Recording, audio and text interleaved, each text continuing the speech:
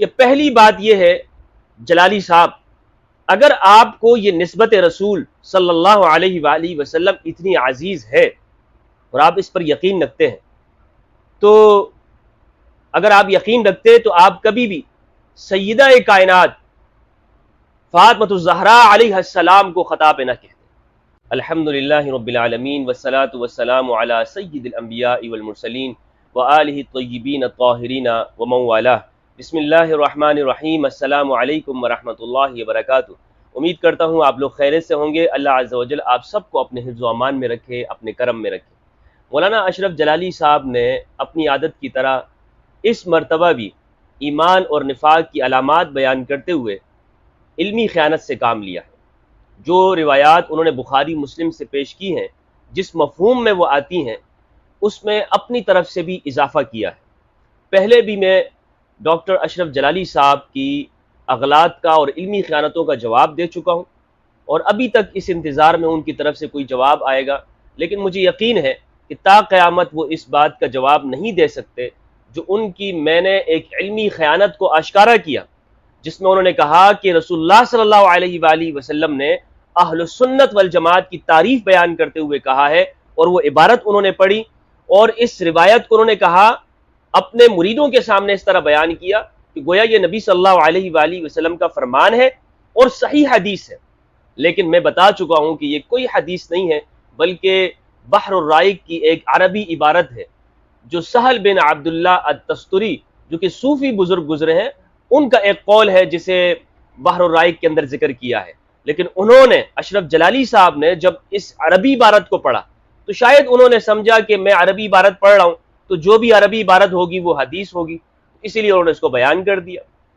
میں نے جواب دیا اور ان کی علمی خیانت کو واضح کیا نہایت ادب و احترام کے ساتھ، لیکن جلالی صاحب وہ اس کا جواب انہیں میرے خیال میں ابھی تک کتابوں میں ڈھونڈ رہے ہوں گے کہ کوئی من گڑت سے من گڑت ان کو حدیث مل جائے اس طرح کی جس میں بیان کیا ہو 10 علامتیں اہل سنت کی بیان کی ہو نبی صلی اللہ علیہ وآلہ وسلم نے، لیکن جلالی صاحب کو ابھی تک کتابیں کھنگالنے سے فرصت نہیں مل رہی۔ اسی میں ہی انہوں نے بخاری مسلم کی کچھ روایات پڑھی ہیں جس سے انہوں نے یہ بتایا ہے کہ نبی صلی اللہ علیہ وآلہ وسلم نے ارشاد فرمایا کہ انصار سے محبت رکھنا یہ ایمان ہے اور انصار سے بغض رکھنا یہ نفاق ہے۔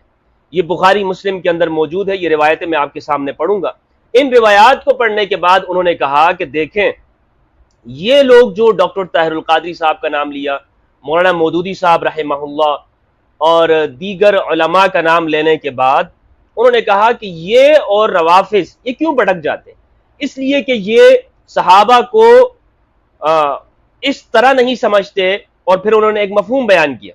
انہوں نے کہا کہ اس مفہوم کے مطابق یہ صحابہ کو نہیں سمجھتے، اس لیے یہ لوگ گمراہ ہو جاتے ہیں، اور انصار کی محبت اور ان کا بغض جو کہ نفاق ہے، اس سے انہوں نے اس مفہوم میں انہوں نے سب صحابہ کو اول شامل کیا کہ سب صحابہ کرام کی محبت ایمان ہے اور سب صحابہ سے بغض نفاق ہے۔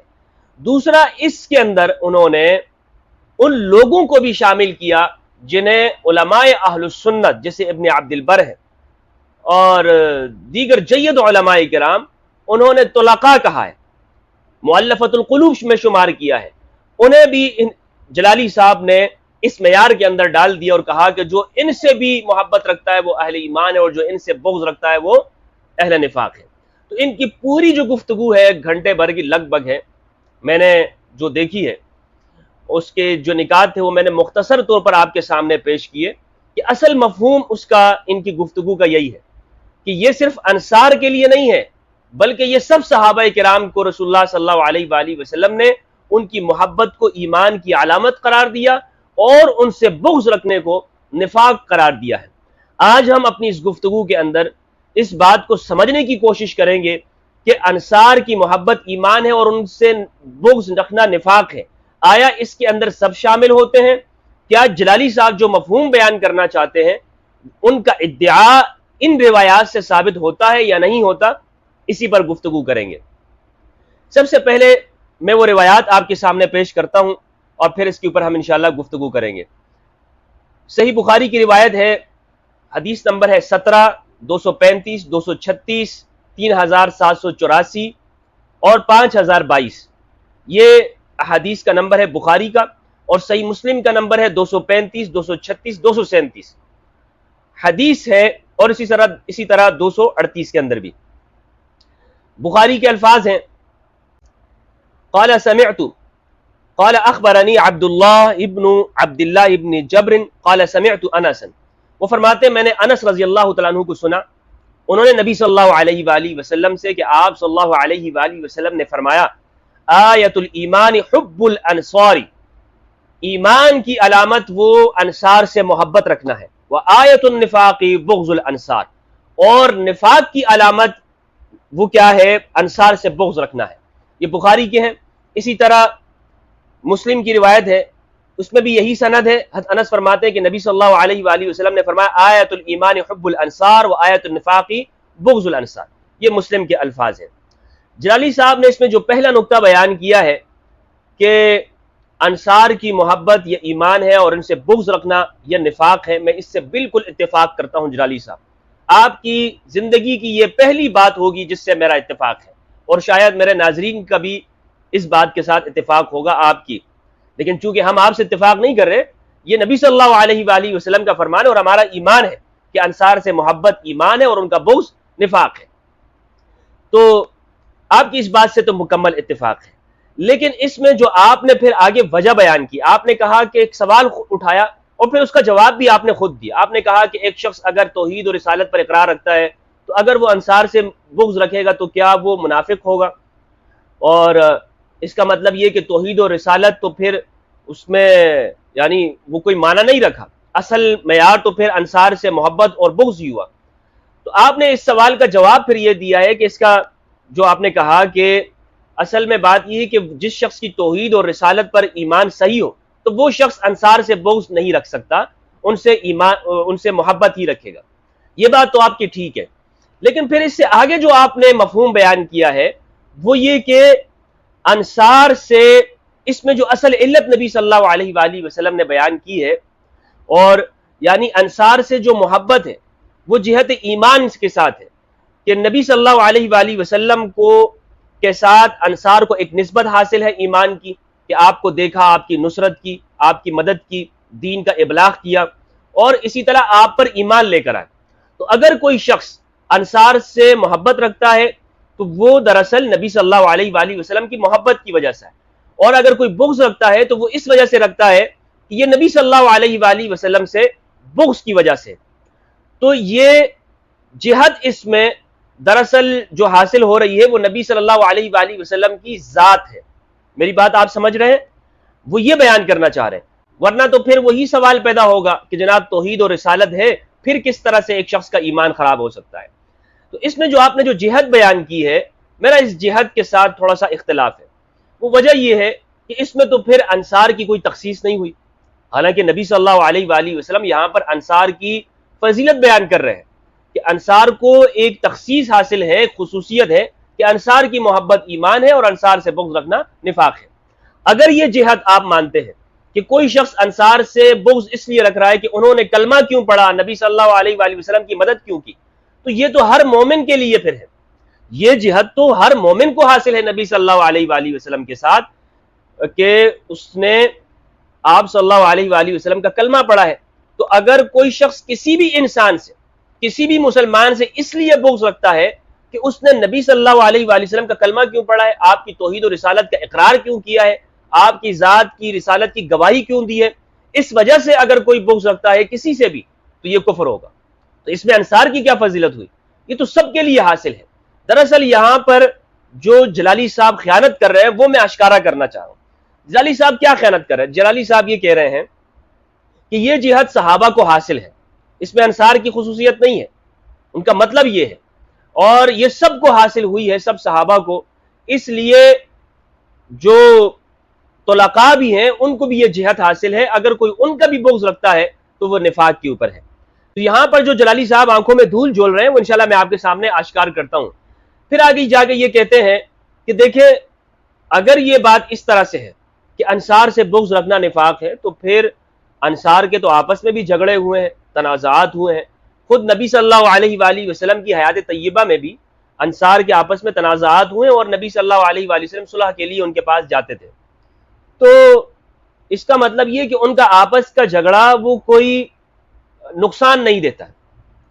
اس واقعے سے انہوں نے جو چیز مفہوم بیان کرنے کی کوشش کی ہے وہ یہی ہے کہ آگے جا کر جو امام علی علیہ السلام کے ساتھ جو بعض طلقاء ہیں، جو شامی باغیوں نے جو جھگڑے کیے ہیں، وہ کوئی نقصان نہیں دیتے ہیں۔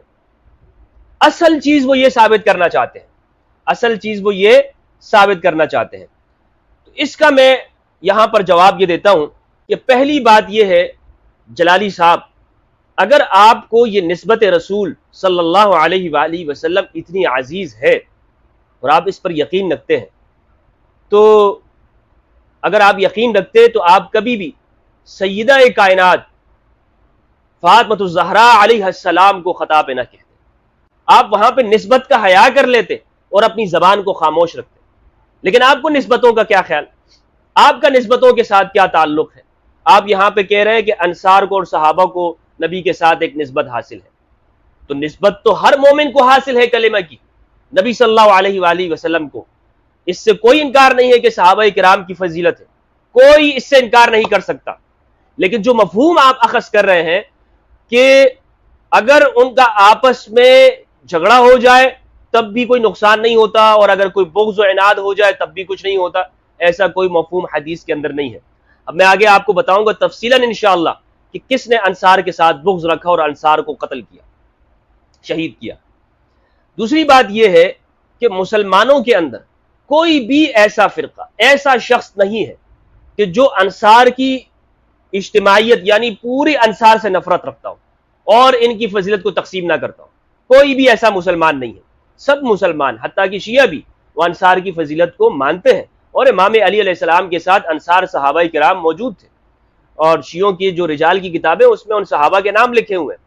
تو یہ بات آپ کی کرنا کہ جی انصار کے ساتھ بغض رکھنے والے ہیں تو لہٰذا وہ سب صحابہ کے ساتھ بغض رکھتے ہیں، یہ کوئی مفہوم نہیں ہے، اس کا کوئی حیثیت نہیں ہے آپ کی اس بات کی۔ آگے جا کر آپ نے یہ بیان کیا کہ کچھ انصار صحابہ وہ مولا علی کے ساتھ تھے اور کچھ انصار وہ معاویہ بن ابی سفیان کے ساتھ تھے، اور ان کا آپس میں تنازع ہوا ہے، لہٰذا اس میں یہ تنازع اس میں شامل نہیں ہوگا کہ انصار کی محبت ایمان ہے اور ان سے بغض رکھنا نفاق ہے، یہ اس زمرے میں نہیں آئے گا۔ جلالی صاحب باتیں بنانے کے آپ بہت ماہر ہیں، لیکن علمی دنیا کے اندر میں یہ کہتا ہوں کہ جذبات سے زیادہ دلیل کی ضرورت ہوتی ہے۔ ایک بھی دلیل آپ یہ نہیں بتا سکتے مجھے، یہ بھی میرا آپ کو تا قیامت چیلنج ہے۔ جلالی صاحب ایک بھی حدیث آپ مجھے ایسی بتا دیں کہ جس میں نبی صلی اللہ علیہ وآلہ وسلم نے فرمایا ہو کہ وہ لوگ جو انصار کے علاوہ ہیں، جو فتح مکہ کے اوپر اسلام قبول کرنے والے ہیں، ان سے محبت رکھنا ایمان ہے اور ان سے بغض رکھنا نفاق ہے۔ ایک روایت بھی مجھے ایسی بتا دیں، آپ نہیں دکھلا سکتے، آپ تا قیامت آپ نہیں دکھلا سکتے۔ تو لہٰذا جب ان کے بارے میں ہے نہیں تو ان روایتوں میں آپ ان لوگوں کو کیسے شامل کرتے ہیں؟ وہ کس طرح سے ان میں آ سکتے ہیں؟ پھر آپ نے جو یہ موازنہ کیا ہے اور یہ بتایا نہیں ہے، بہت زیادہ آپ علمی خیانت کرتے ہیں۔ آپ کا فرض تھا کہ آپ لوگوں کو بتاتے کہ مولا علی کے ساتھ جو انصار صحابہ ہیں وہ کون کون سے ہیں، اور جو معاویہ بن ابی سفیان کے ساتھ انصار صحابہ تھے وہ کون سے تھے۔ میں آج انشاءاللہ آپ کو بتاؤں گا کہ امام علی علیہ السلام کے ساتھ جو انصار صحابہ ہیں وہ کس درجے کے ہیں، ان کے نام آپ کو بتاؤں گا۔ سب کے نام میں نہیں بتا سکتا کیونکہ تعداد بہت زیادہ ہے، ان میں جو ابرز صحابہ ہیں، جو سر فہرست ہیں، ان کے نام میں آپ کو بتاؤں گا تو آپ کہیں گے کہ یہ صحابہ اور کہاں وہ لوگ جو معاویہ بن ابی سفیان کے ساتھ تھے۔ دونوں میں بہت بڑا فرق ہے۔ مجموعی طور پر جو صحابہ کرام امام علی علیہ السلام کے ساتھ صفین اور جمل میں تھے، علماء نے لکھا ہے، کنہوں نے لکھا ہے، حوالہ میں آپ کو دوں گا، کہ وہ صحابہ جو بیعت عقبہ اولا بیعت عقبہ ثانیہ میں تھے، انصار کی دراصل یہ نہیں کہ جو بھی مدینہ میں پیدا ہوا انصار ہوگا۔ عبداللہ ابن ابی بھی مدینہ میں پیدا ہوا ہے اور وہ بظاہر کلمہ پڑھتا تھا، تو کیا وہ بھی انصار میں ہے؟ مدینہ میں پیدا ہونا یہ ضروری نہیں ہے، بلکہ انصار ان لوگوں کو قرآن مجید نے کہا ہے جو بیعت عقبہ اولا میں ہے، بیعت عقبہ ثانیہ میں، بیعت عقبہ ثالثہ میں۔ یہ کیا کہ ایک شخص آخر میں پیدا ہو جائے اور وہ مدینہ کا ہی کیوں نہ ہو، اس کو آپ انصاری کہہ دیں۔ چلے اگر اس کو مان بھی لیتے ہیں تو وہ اصحاب بدر کے برابر نہیں ہو سکتا، اصحاب احد، اصحاب بیعت رضوان، ان کے برابر اس شخص کو آپ نہیں قرار دے سکتے۔ یا بیعت عقبہ اولا، بیعت عقبہ ثانیہ اور ثالثہ میں جو شریک رہا ہو سعد بن عبادہ رضی اللہ عنہ یا قیس بن سعد بن عبادہ کی طرح، اس کو آپ برابر نہیں کر سکتے۔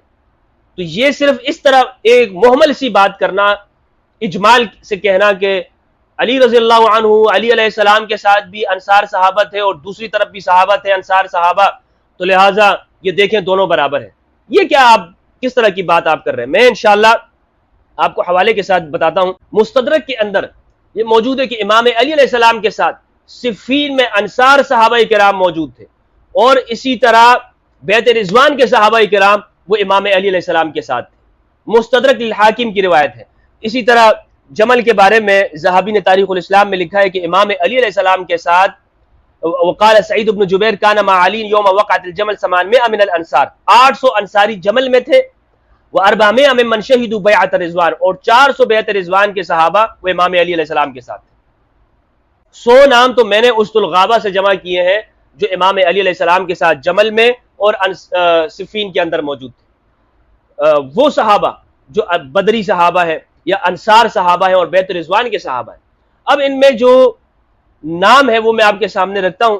یہاں میں آپ کو بتاتا چلوں کہ ایک اہم بات قرآن مجید سے، قرآن مجید کے اندر سورہ توبہ کے آیت نمبر 100 میں اللہ سبحانہ وتعالیٰ نے ارشاد فرمایا والسابقون الاولون من المہاجرین والانصار والذین اتبعوہم باحسان رضی اللہ عنہم ورضوا عنہ، وہ صحابہ جو پہلوں میں بھی پہل کرنے والے ہیں، والسابقون الاولون من المہاجرین والانصار، جو مہاجرین و انصار میں سے ہیں، اور وہ لوگ جنہوں نے ان صحابہ کی پیروی کی، والذین اتبعوہم باحسان، جنہوں نے ان مہاجرین و انصار اور السابقون الاولون کی پیروی کی احسان کے ساتھ، ان سے اللہ راضی ہو۔ معاویہ بن ابی سفیان یہ نہ مہاجرین صحابہ میں سے ہے اور نہ انصار صحابہ میں ہے، اس میں کسی کا کوئی اختلاف نہیں ہے، سب اس پہ متفق ہے، دیوبندی، بریلوی، اہل سنت، وہابی، سب جتنے بھی ہیں مسلمانوں کے، شیعہ سنی سب متفق ہیں کہ وہ نہ مہاجر ہے نہ انصار ہے۔ تو لہٰذا وہ کن میں ہونے چاہیے؟ التابعین باحسان میں، تابعین میں ہے وہ۔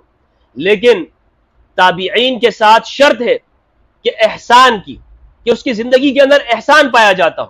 مجھے بتائیے کیا امام علی علیہ السلام کی اتباع کرنا یہ شامیوں کے لیے ان کے اوپر واجب نہیں تھی؟ امام علی علیہ السلام مہاجرین میں سے، السابقون الاولون میں سے، اہل البیت میں سے ہیں۔ ہر ایک شخص کے لیے جو امام علی علیہ السلام کے زمانے میں ہے اس پر یہ بات واجب ہے بنص قرآن۔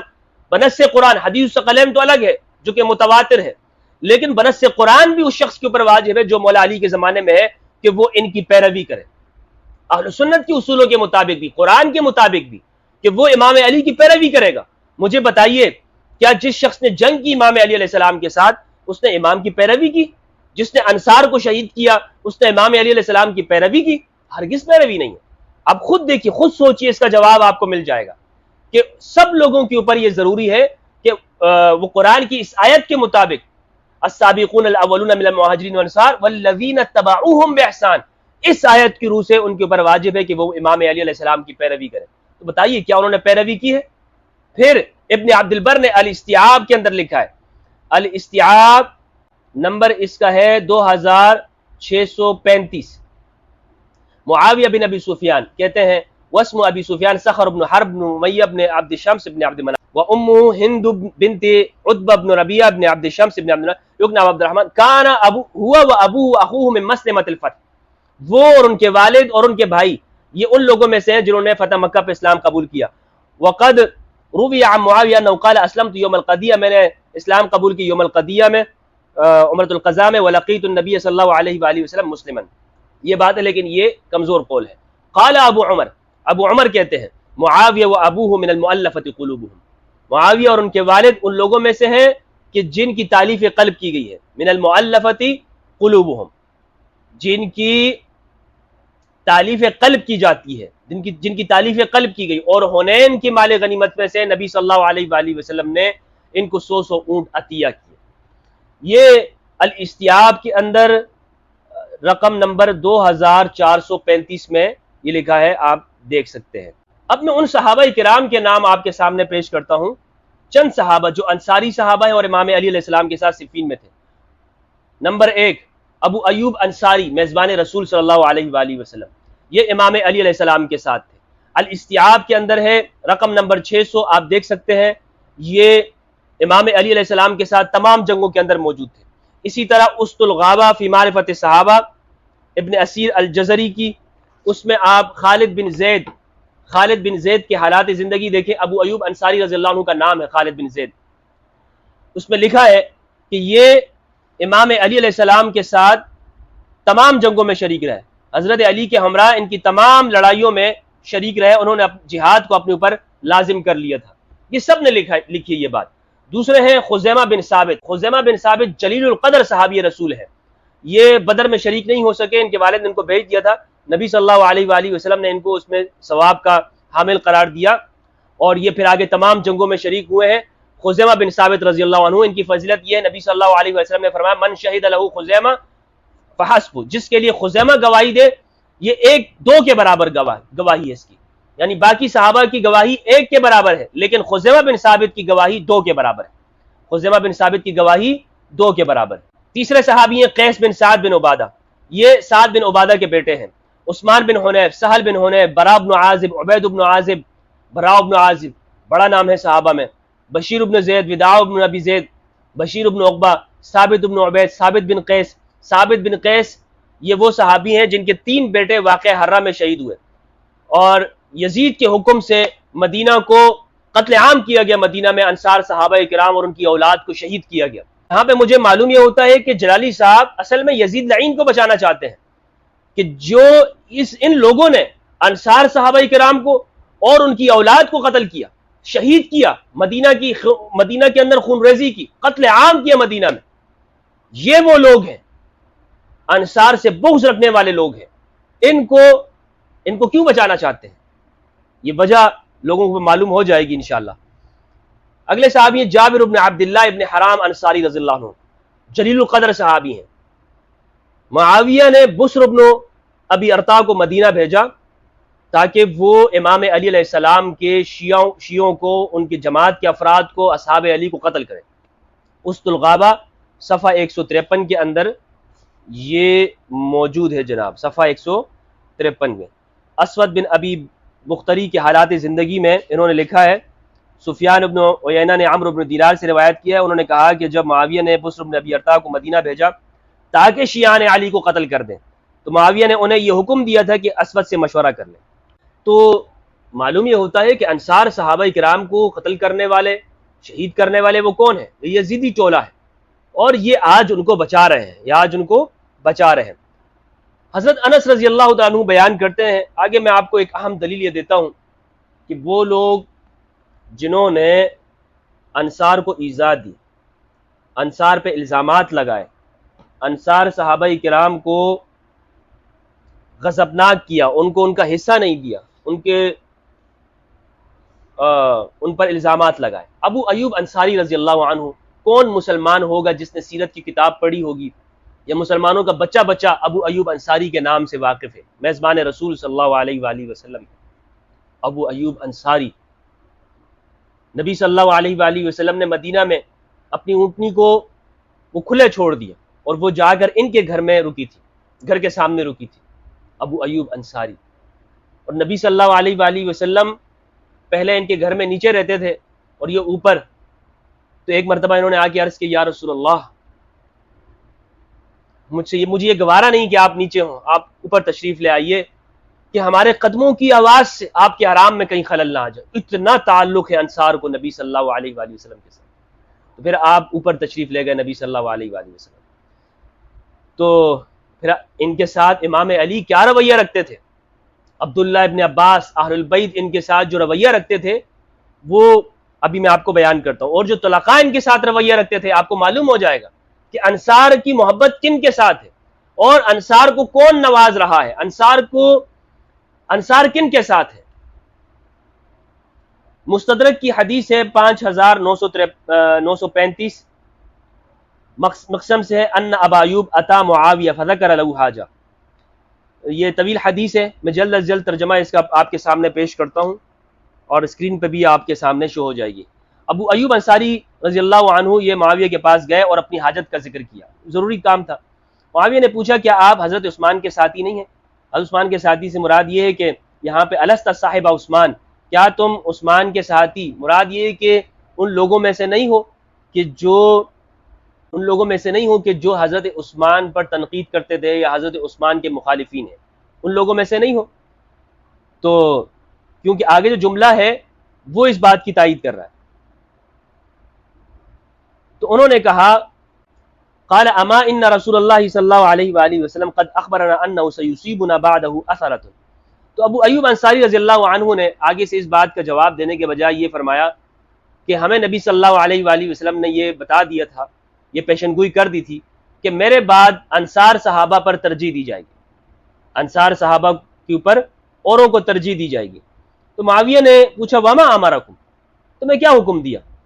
پھر آگے کیا حکم دیا؟ تو ابو ایوب انصاری رضی اللہ عنہ نے آگے سے کہا امرنا ان نصبر حتى نرد علیہ الحوض، ہمیں یہ حکم دیا کہ ہم صبر کریں یہاں تک کہ ہم آپ سے حوض پر جا کے مل لیں، حوض کوثر پر۔ قال فاصبروا، تو معاویہ نے کہا فاصبروا، صبر کرو۔ قال، راوی کہتے ہیں فغضب ابو ایوب، ابو ایوب غصے میں آ گئے، سخت ناراض ہوئے اور فرمایا اور قسم کھا لی کہ ان سے کبھی بھی بات نہیں کریں گے، یہ قسم کھا لی کبھی بھی بات نہیں کریں گے۔ دیکھ لیجئے کہ انصار صحابہ کو کس نے غصہ دلایا۔ پھر اس کے بعد حضرت ابو ایوب رضی اللہ عنہ حضرت عبداللہ ابن عباس کے پاس گئے اور سارا معاملہ ان کو بتایا۔ تو عبداللہ ابن عباس ان کے لیے گھر سے باہر تشریف لائے، جس طرح حضرت ابو ایوب رسول اللہ صلی اللہ علیہ وآلہ وسلم کے لیے اپنے گھر سے باہر آئے تھے۔ گھر سے باہر آ کر انہوں نے پوچھا آپ کیا چاہتے ہیں؟ انہوں نے کہا کہ مجھے قرض خواہوں سے چھٹکارا حاصل کرنے کے لیے 4 غلام درکار ہیں۔ عبداللہ ابن عباس نے کہا میں آپ کو 20 غلام پیش کرتا ہوں۔ اور پھر امام علی علیہ السلام، یہ بھی آگے ہے کہ امام علی علیہ السلام نے بھی ان کو نوازا تھا اور ان کو بہت مال عطا کیا تھا، اسد الغابہ کے اندر موجود ہے۔ اس روایت کو حاکم کہتے ہیں صحیح الاسناد ولم یخرجا، یہ صحیح الاسناد ہے اور بخاری مسلم نے اس کو روایت نقل نہیں کیا۔ ذہبی نے اس پر تلخیص میں کہا ہے صحیح، یہ صحیح روایت ہے۔ یہی روایت آگے بھی موجود ہے 5941، اس میں یہ الفاظ ہے ثم رجع من غزوته فجفاه، انہوں نے سختی کی،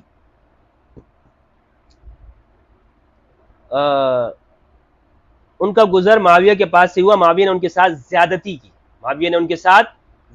کی، یہ الفاظ یہاں پر 5941 کے اندر موجود ہیں۔ اس روایت کے بارے میں بھی ذہبی نے کہا ہے قد تقدم باسناد صحیح، یہ صحیح ہے اور یہ پہلے بھی سند کے ساتھ گزر چکی ہے،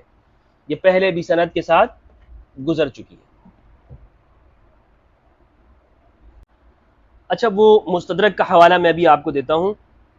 یہ مستدرک میں 4559 نمبر ہے روایت کا۔ اس میں ابو اسرائیل کہتے ہیں ان الحکم قال شہد مع علی صفین 80 بدرین، 80 بدری صفین میں تھے، و50 و100 ممن بايع تحت الشجرہ، اور 250 صحابہ جنہوں نے بیعت رضوان کے 250 صحابہ تھے، اور اگلی 4560 میں بھی یہی الفاظ موجود ہیں۔ اب یہ جو بات ہے انصار صحابہ کرام کے حوالے سے کہ انصار کی محبت ایمان ہے اور ان سے بغض رکھنا نفاق ہے، یہ بلا شک و شبہ یہ صحیح بات ہے، اور اس میں کوئی شک نہیں ہے کہ انصار صحابہ انہوں نے دین کی خاطر، نبی صلی اللہ علیہ وآلہ وسلم کی خاطر جو مشقتیں اٹھائی ہیں، کوئی مسلمان اس سے انکار نہیں کر سکتا۔ اور یہ بھی آپ دیکھ لیں کہ نبی صلی اللہ علیہ وآلہ وسلم کے بعد انصار صحابہ کرام وہ آپ کو کوئی بڑے عہدوں پہ نظر نہیں آئیں گے، یہاں تک کہ امام علی علیہ السلام کا جب دور آ جاتا ہے تو پھر سے انصار صحابہ وہ بڑے مراتب پہ نظر آتے ہیں۔ قیس بن سعد بن عبادہ، سہل بن حنیف، عثمان بن حنیف، ابو ایوب انصاری رضی اللہ عنہ، ان صحابہ کو امام علی علیہ السلام نے بڑے بڑے عہدے دیے، بصرہ اور کوفہ کے گورنر بنائے۔ تو نبی صلی اللہ علیہ وآلہ وسلم کے بعد ان صحابہ کے اوپر ترجیح دی گئی، اور اس بات کی خبر پیشن گوئی انصار صحابہ کو نبی صلی اللہ علیہ وآلہ وسلم نے کر دی تھی۔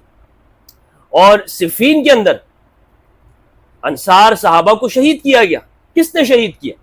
اور انصار صحابہ کی اولاد کو یزید لعین کے زمانے میں مدینہ کے اندر خون ریزی کی گئی، انصار صحابہ کی اولاد کو شہید کیا گیا۔ تو یہ اموی زمانے میں، اموی حکمرانوں کے زمانے میں انصار صحابہ کو بڑی تعداد کے اندر، بلکہ ان کا جینوسائیڈ ہوا ہے انصار صحابہ کا اور ان کی اولاد کا مدینہ کے اندر۔ اہل مدینہ نے یزید کے خلاف حکومت کبھی قبول نہیں کی یزید کی، اور ہمیشہ وہ اہل بیت علیہ السلام کے ساتھ کھڑے رہے مدینہ کے لوگ. انصار صحابہ امام علی علیہ السلام کے ساتھ ہوتے تھے اور ان کی اولاد آگے اہل بیت علیہ السلام کے ساتھ. تو یہ جو انہوں نے یہ بات کہی نا، اس سے ہر ایک کو یہ بات سمجھ میں آ جاتی ہے کہ جلالی صاحب اصل میں بچانا کیسے چاہتے ہیں. اس طرح کی مجمل بات کر کے کہ انصار صحابہ ایک طرف تو مولا علی کے ساتھ تھے اور دوسری طرف وہ معاویہ بن ابی سفیان کے ساتھ بھی تھے. ذرا بتائیں تو صحیح، ان کے نام تو لیں کہ کون سے انصار صحابہ وہ دوسری طرف تھے، امام علی علیہ السلام کے مخالف تھے. پھر میں آپ کو بتاتا ہوں کہ وہ کون کون سے ہیں. وہ نعمان بن بشیر کا زیادہ سے زیادہ نام لیں گے. نعمان بن بشیر کا، نعمان بن بشیر یہ جب نبی صلی اللہ علیہ وآلہ وسلم کا وصال ہوا تو یہ اس وقت بچے تھے، یعنی یہ ان صحابہ کے درجے میں نہیں. ابو ایوب انصاری رضی اللہ عنہ اور خزیمہ بن ثابت، ان صحابہ یعنی جلیل القدر صحابہ ہیں جو امام علی علیہ السلام کے ساتھ. چند گنتی کے چند نام ہیں جو مدینہ کے افراد میں سے وہ دوسری طرف سے تھے، وہ امام علی علیہ السلام کے مخالفین میں تھے. لیکن ان کی میں نے آپ کو بتا دیا کہ بعض نے تو یہ بھی کہا ہے کہ فلاں کے لیے کوئی وہ صحابیت نہیں ہے، جیسے کہ معاویہ بن خدیج ہیں غالباً معاویہ بن خدیج.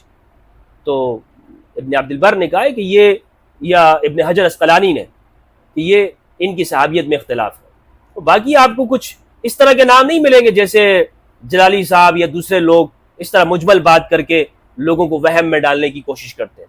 اللہ سبحانہ و تعالیٰ سے دعا ہے کہ پروردگار ہم سب کو قرآن مجید میں تدبر کرنے اور اہل بیت علیہ السلام کی معرفت عطا فرمائے. والسلام علیکم ورحمۃ اللہ وبرکاتہ.